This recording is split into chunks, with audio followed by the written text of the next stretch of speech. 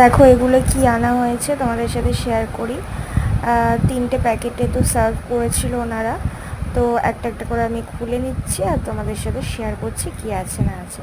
ফার্স্টেই এটা ঢেলে নিচ্ছি, একদম ঘিয়ে চুপচুপে আছে এই জিনিসটা।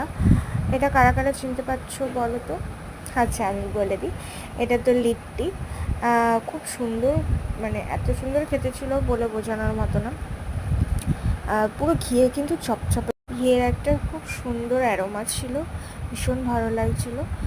আর এর সাথে এই যে যেটা খুলছি এখন সেটা হচ্ছে গিয়ে কিন্তু একটা চাটনি।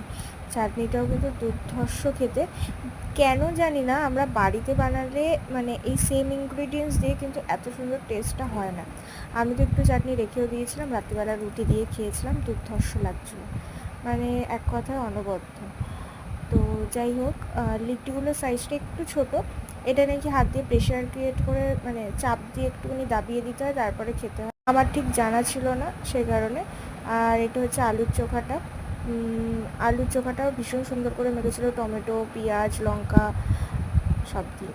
কেমন লাগে তোমাদের খেতে